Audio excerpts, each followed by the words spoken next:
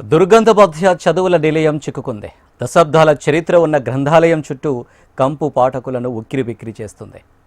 ఒక రకంగా గ్రంథాలయం వైపు రావాలంటే జంకాల్సిన పరిస్థితి నెలకొంది. పట్టుమని 10 నిమిషాలు కూడా కూర్చునే పరిస్థితి కరువైందని పాఠకులు వాపోతున్నారు. రెహమత్ నగర్లోని గ్రంథాలయం దుస్థితి ఇది. దీనికి సంబంధించిన మరింత సమాచారం మా ప్రతినిధి అలెక్కి అందిస్తారు. ఎక్కడైనా గ్రంథాలయం అంటే ప్రశాంతమైన వాతావరణం గుర్తొస్తుంది. కానీ రెహమత్ నగర్లో ఉన్న గ్రంథాలయం మాత్రం పాఠకులు అయితే తీవ్ర ఇబ్బందులను ఎదుర్కొంటున్నారు. ముక్కు మూసుకొని చదవాల్సిన పరిస్థితి ఏర్పడుతుందని చెప్తున్నారు. అయితే మరోవైపు చూసుకుంటే ఈ గ్రంథాలయం పక్కన వాష్రూమ్స్ అయితే ఉన్నాయి, అవి క్లోజ్ చేసి ఉన్నాయి. అంతేకాకుండా ఇంకొక వైపు మద్యం దుకాణం ఉంది. ఇక్కడికి వచ్చేవారు కూడా ఇక్కడ మూత్రసర్జన చేయడానికి కూడా వాష్రూమ్స్ అంటే క్లోజ్ చేసి ఉండడంతో వేరే చోటు లేకుండా ఈ గ్రంథాలయం చుట్టుపక్కలనే అయితే వాష్రూమ్స్కి వెళ్ళడం జరుగుతుంది. దీంతో దుర్వాసన వెదజల్లుతుందని అయితే స్థానికులు చెప్పడం జరుగుతుంది. దీంతో గ్రంథాలయంలోకి భరించలేని దుర్వాసన వస్తుందని చెప్తున్నారు. మరోవైపు చూసుకుంటే చెత్త చెదారంతో గ్రంథాలయం అంతా కూడా ఉందని చెప్పుకోవచ్చు. ఒకవైపు మొత్తం కూడా డస్ట్బిన్ ఏర్పాటు చేసి జిహెచ్ఎంసీకి బండ్లు కూడా ఇక్కడే ఉంచడం జరుగుతుంది. దీంతో దుర్వాసన వెదజల్లుతుందని చెప్తున్నారు.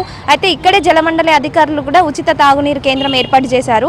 అయితే ఈ మద్యం దుకాణానికి వచ్చేవారు ఇక్కడ నీరు కలుపుకొని మద్యం తాగడం జరుగుతుంది. గ్రంథాలయానికి ఆనుకొని కొన్ని సంవత్సరాలుగా కూడా ఇక్కడ వైన్ షాప్ ఉంది.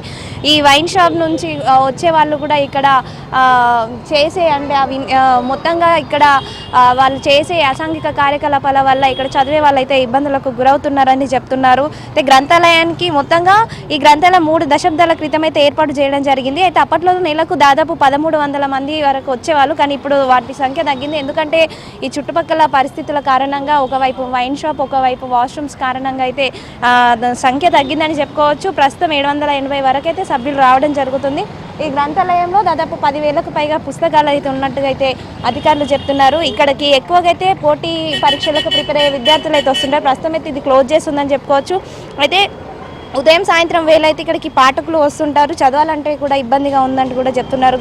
గత కొద్ది రోజుల నుంచి కూడా వీటి పరిస్థితి పూర్తిగా మారిపోయిందని చెప్పుకోవచ్చు. ముక్కు మూసుకొని చదువుకోవాల్సిన దుస్థితి ఏర్పడుతుందని అయితే ఇక్కడ ఉన్న స్థానికులు చెప్తున్నారు. అంటే ఈ లైబ్రరీ అంటే ఎన్నో బుక్స్ ఉంటాయి కాబట్టి అవి యూజ్ చేసుకుందామంటే కూడా యూజ్ చేసుకునే విధంగా కూడా ఇక్కడ లేని పరిస్థితి అనేది ఇక్కడ ఉన్న పాఠకులు అయితే చెప్పడం జరుగుతుంది. మనం విజువల్స్లో కూడా చూసుకున్నాం. ఒకవైపు చెత్త చెదరంతో, మరొక వైపు వాష్రూమ్తో అయితే దుర్వాసన వెదజల్లుతుందని చెప్పొచ్చు. దీనిపైన అధికారులు స్పందించి లైబ్రరీని లైబ్రరీగానే ఉంచాలంటూ ఇక్కడ జిహెచ్ఎంసీ బండ్లు కానివచ్చు, చెత్త చెదరం డస్ట్బిన్స్ కావచ్చు, ఇవేవి కూడా ఇక్కడ ఉంచకుండా నీట్గా మెయింటైన్ చేయాలంటూ కూడా పాఠకులు కోరుకోవడం జరుగుతుంది. వీడియో జర్నలిస్ట్ గజానంతో అలేఖ్య, హెచ్ఎం టీవీ.